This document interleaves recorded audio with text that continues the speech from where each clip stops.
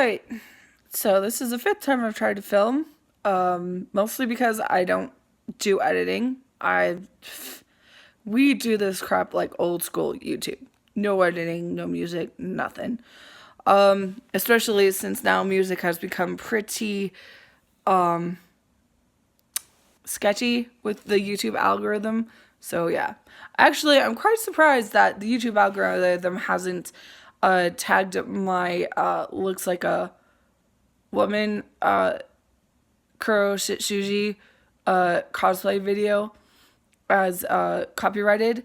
I don't know. I put like the name of the song and who did it. I forget the band, but like you can see it on my channel and that I credited them.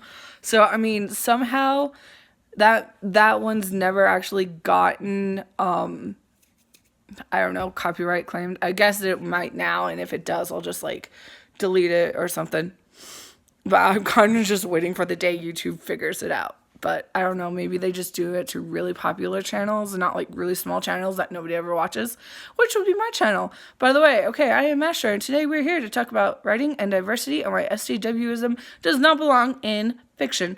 Okay, first off, SJWism and the left are really hateful.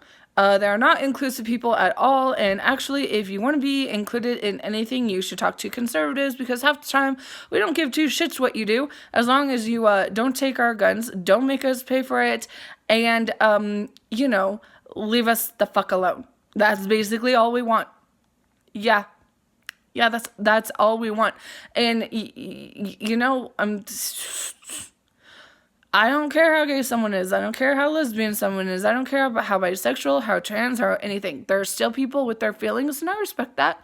I'll give the respect to a trans person if they want to be called he, him, they, shay, zit, zer, xylophone. I mean, yeah, I'll do that. Actually, one of my fun jokes online is like, if an SJW gets mad at me and they start gendering me, I'll be like, how dare you misgender me? I am sun gender. How dare? I'm sun gender with feminine pronouns. It's fun to like take their own language and like turn it against them and be like, how dare you? Also, you know what is funny? Whenever anybody talks about this, you have to say what you are. Like, you have to have some ID politics in your talking, so that people like, because people will like totally insist that you're straight but you're not, so like conservatives all the time have to say if they're gay or bi or lesbian or something, and just to make it so that their point is valid, even though the point's already valid because we have free speech. We're all allowed to say whatever the fuck we want, and if you don't like it, it's called finding another video to watch, or listening to a different podcast, or changing the channel, or turning the internet off completely. I don't think people understand that they can do that. Yeah, just turn it off. Just turn off your computer, go read a book, go read a very trashy romance novel. I know there's some gay ones out there. Apparently there's some gay ones with a were dolphin, and yeah, it's not bestiality, because of course it's not a dolphin when he has the sex with the other two dudes. Lots of anal going on there. I don't think I'm allowed to say that. I don't know. We'll see what YouTube's algorithm says. Because now they're like, I don't know, doing stuff because people curse. Oh wow, people curse. Oh wow, YouTube. Oh, by the way, Tumblr is now a family safe, friendly site, because you will not find one dick anywhere. I don't know how to feel about that. Yeah, so, I mean, they were better able to implement it than LJ ever was, because LJ got, like, sold to the Russians, and they were like, oh, we hate gay people, you can't have gay stuff. I still read and wrote a bunch of gay shit, and my blog never got taken down. So I don't know. I don't know what that is. Either I just totally miss this stuff, and like my blog was never actually like explicit. I prefer to keep it PG-13 because I would be in public places blogging, and I didn't actually want my parents seeing me looking at some random character's dick. So yeah, that happened. Not often, but sometimes it'd be like, whoops. Scroll down really fast. Scroll. So, okay. Yeah. What? I think this is just the most random rambling thing ever. I know no one's gonna watch this.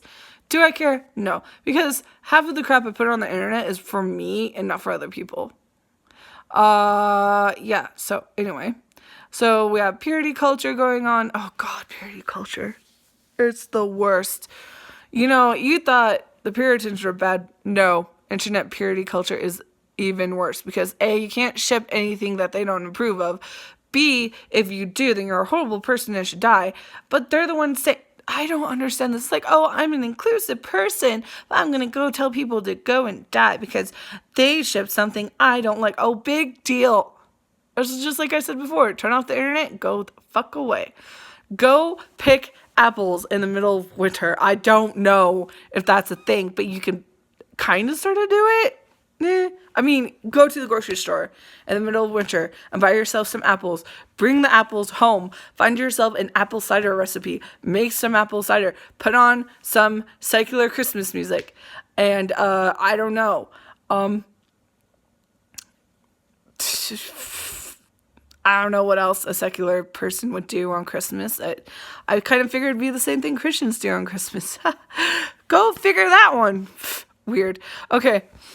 Oh, but I will say, if this will make some secular people happy, if you can still like hang up greenery, like wreaths and stuff on your house, because in the Vikings used to believe that hanging that type of stuff up around the house would keep bad spirits away. So there's your pagan fact for the day. Also, Christmas was started by the Catholics, and it was outlawed in America by the Puritans. Yeah, the Puritans, and well, it was kind of started by the Lutherans, but yeah, because it was a Catholic thing, and as a Puritan, you don't ever do anything Catholic. How dare you do anything Catholic? But we don't care about that now because Coca-Cola. Go figure that one. Okay. Should I post this? Should I not? I was actually technically supposed to talk about writing and diversity in fiction, so let's talk about this. First off, no one can tell you what to write. Write whatever the fuck you want. Yeah, whatever. Freedom of the press and all that. Lots of people like to think that it's like freedom of the press is only for like newspapers, but it's for like writers too, because we can publish whatever the fuck we want. I mean, that's kind of what kept Mark Twain out of trouble. He can actually be banned from writing in newspapers because freedom of the press. He can make up any hoax he wanted.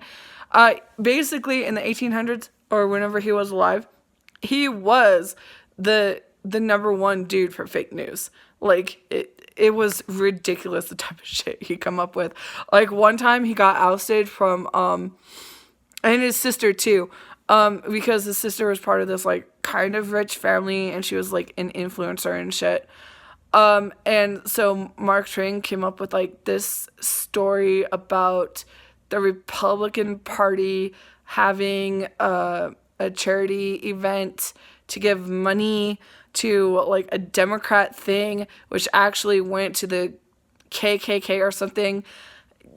It was something ridiculous, something about like a pro-slavery thing, and it turned out to be entirely a hoax. I forget the details, but it was a complete hoax. He just made it up because he had nothing better to do, and so like he had to leave town in the middle of the night, and his sister got totally ousted from all of her like social parties, and she was it was like a whole well-to-do. It was ridiculous. The paper, of course, had to publish a retraction and say it was a hoax, and they're so sorry about it. But yeah, it was really weird. Also, California, you used to be pro-union. You used to be pro-Lincoln. Y'all used to be Republicans. I don't know what happened to y'all. Like, why? Seriously? Yeah. Stop sucking and get with the program. Socialism is bad. You should see this from all the problems San Fran is having. Just saying. Yeah, okay. I'm leaving this here. Yay. I'm gonna name this something super random and no one's gonna care. Oh, Should this be a vlog? One of these days I'm going to try and film myself cleaning my room, and maybe I'll make it big as a clean with me person.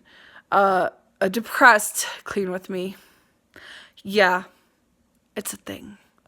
Oh, actually, I'm going to go on about that. Okay, so I love clean with me videos because I love seeing these houses be clean before they start cleaning, and then they start cleaning, and you just know they just threw a bunch of laundry all over the place, and everything still smells nice, but they're just going to do it for the camera. I think only, you know what?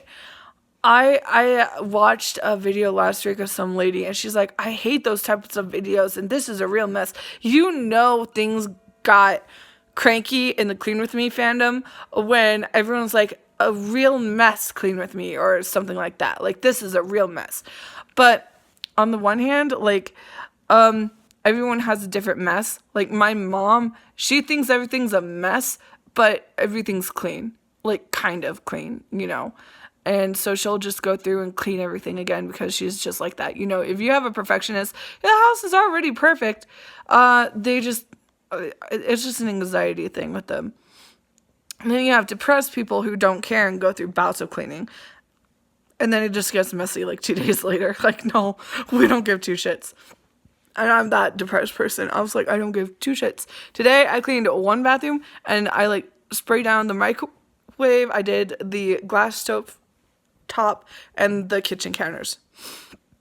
Oh, and our, like, mats that we have, too. We have, like, a rubber mats that we can stand on. And, excuse me, it's the lavender and ginger tea. And yeah, so you can totally, yeah. Oh, and on that note, I love Mrs. Meyers. Like, for the longest time, I didn't buy it because it was friggin' expensive, but I kept watching these Clean With Me videos, and everyone's using Mrs. Meyers, and so finally I was like, okay, fine, I'll buy it. And I bought lavender first, then I bought lemon verbena, and then I bought pine and peppermint, and we're on orange clove, and orange clove is now my mom's favorite scent, and it's a Christmas scent, and I don't think they'll make it next year, or they might. It's, you know, one of those, like, buy me type of things, limited edition Christmas scent, or holiday scent, you know, gotta be PC these days. And so I bought, like, the dish soap, which actually cleans really well. I mean, my mom usually bought Dawn, but I bought that, like, last week, and the dish soap is amazing. Like, it works just as well as Dawn. If anyone, like, wants to try the dish soap but haven't because they don't know how well it works, do it, because Mrs. Meyer's dish soap is the best. Excuse me. And yeah, so I'm gonna have to buy, like, a different one for me to use because Mom loves the orange clove. So I'm going to buy her a couple more.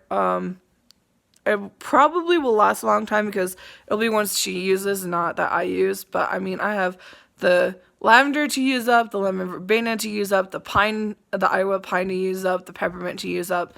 You know, I'm thinking I might get basil in the future.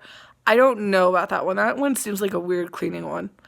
Lemon verbena isn't bad. It's not my favorite. But the lavender sticks around forever. I was cleaning before Thanksgiving, and I was using the lavender because it has the longest lasting smell. And my dad has, like, an aversion to strong scents, and I totally forgot about it. He's like, what is that stinky smell? Why is it stinky? I was like, Dad, no, it's Mrs. Meyer's lavender cleaning solution. It's clean. What are you talking about? He's like, it's stinky up here. I was like, oh, I used the wrong cleaner. Like, if I used any cleaner, I should have used peppermint or pine or the lemon verbena, because those ones are, like, a lighter scent. They're not as heavy, and especially the lemon verbena doesn't last forever. Like, to me, it lasts maybe a few seconds, and, like, yeah. I mean, no, not a few seconds. It'll last a good amount of time, but it's such a light scent. I feel like you have to, like, use a lot to actually notice it. Yeah, so, and I too love the orange clove because, I don't know, it makes me crave this one orange tea. I think it's like orange zest or something tea from Celeste. I have no clue what it is, but every time I use that, it's just like, oh, I want that tea now. Okay, well, I'll leave you with this really super random, and that's just what I'm going to call it, a super random, my hair's coming down, a super random video, and yeah, hope everyone enjoys. I don't know. And I don't know. I really want to get back to the Yu-Gi-Oh podcast too, but work and stuff and everything. Yeah. Okay, then bye.